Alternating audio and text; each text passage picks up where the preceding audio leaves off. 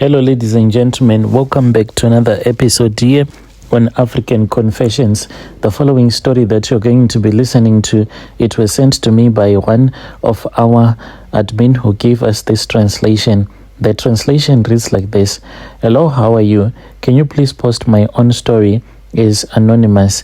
I am about to share with you a secret that is very bad.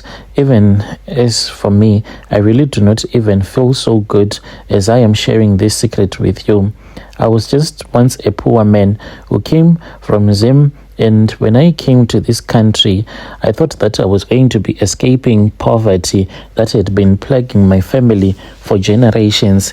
One of my auntie used to laugh, and she used to say that, oh, in this family, I can see that even the spirit of poverty has found its home. I don't think that other families out there are poor because we are the ones that have this spirit of poverty, because for generations upon generations we as a family, we had been struggling. I wanted to change the fortunes of my generation. I wanted wealth, and I wanted the respect that comes with money. When you are rich, you are someone that is very respected. I thought that I could be the one to lift my family from the mud and to build a legacy that would make my ancestors proud, but I was wrong, terribly wrong. My journey began when I moved to South Africa. I was young and I was full of ambition, ready to work really hard and to build a new life. That was when I met a very beautiful woman.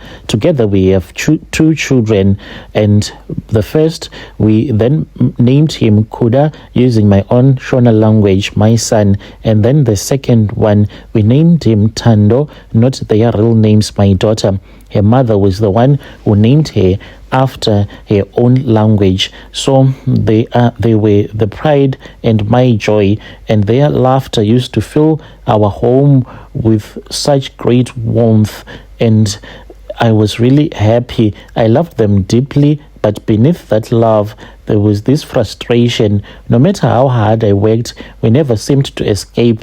And the problem was that my wife was a woman who loves the good things in life. And her problem was that sometimes when it came to money, she did not have that maturity that I expected her to have. When you say that today, babe, we do not have money, but tomorrow, I promise you that if I hustle really hard, when I come back, I'm going to make it up to you.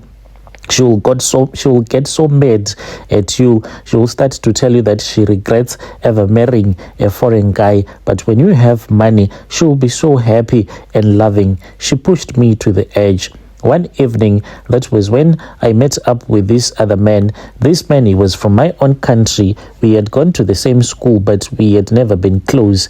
He was the one who instantly recognized me, and he was driving a very beautiful car. We spoke up with this man, and he told me that he had been helped by a Sangoma. How else was he going to make money in a foreign land? And he told me that he was staying in a very nice neighborhood, and he wanted us to go so that we can see his place. Since me and my wife, we had an argument early in the morning, I said that let me return back home so that I can sort out some issues that I have with my wife. Otherwise, she is going to kick me out. He then said that, no, do not worry. When you go there, I'm going to give you money. Women and money. As long as you have money, she won't be angry at you. So we then went to his place. What a beautiful place it was. And indeed, I saw that this man, he was making a lot of money. But after he had given me the money, he said that he wanted me to think about him going to do these rituals to that Sangoma. If I could do the same, he was willing to assist me, and I agreed. The reason as to why I quickly agreed, it was because when I arrived back home, I found that my wife, she was very angry, like really angry. She had even packed her bag, and she was telling me that she wanted to leave me. She wanted to dump me because I was not offering her the kind of a life that I had promised her that I would offer to her, even though she knew that I was working really hard and business was very low at that time. So when she kept on packing her bag, I then waited for her until she was in the kitchen. I followed her and I said, my wife, the love of my wife, you can leave, but I am going to miss you for the rest of my life. And she was angry still. When she was about to walk away, that was when I placed the money that I had on top of this other deep fridge. She immediately dropped the bag and she shouted at me and she said, why prank me when you have money? Give me money. So I counted some money, the amount that she requested plus the punishment, and I gave it to her. And then we went to bed and we were a happy couple again. But I was not happy. Soon after making love to her, I started thinking about what else was going to be required from me, because there is no way that you can just be given free money. Yes, I was indeed right. There was something else that was going to be required from me. I had to sacrifice, and the sacrifice was needed. At that time, when the sacrifice was wanted, my son Kuda was only 7 years. He was a bright boy with a very beautiful smile, handsome as well, and he had taken my dark skin tone, and he was someone who was very hyperactive. Brother Nashi, I waited until he was fast asleep. I went to his spare bedroom, and just like the healer had told me, I was supposed to sprinkle some charms on his face. After that, I then took a pillow and I placed it on his head.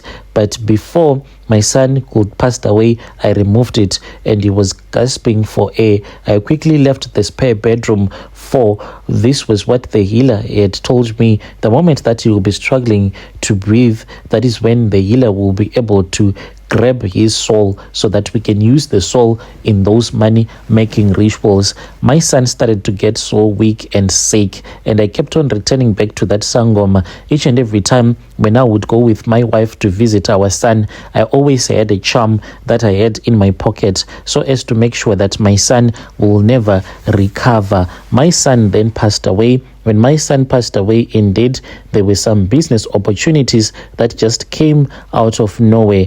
Even though my wife was okay with the money that we were getting, but I was not okay. Then came my daughter. She was 5, and at that time when she passed away, that was the same thing that I did. I went into her spare bedroom, sprinkled some charms on her face, placed the pillow on her head. When she was busy gasping for air, that sangoma magically appeared in his spare bedroom, and then that was when he took my daughter's soul. All of these things that I am telling you, my wife, she does not know. Every day she cries. I can see that she is depressed. Already she was someone who have been struggling with alcohol, because she also comes from that family where the mom was an alcoholic as well as the father. So she grew up in that environment where both parents were drinking alcohol. Now, because of the depression, she is even worse. She drinks every day.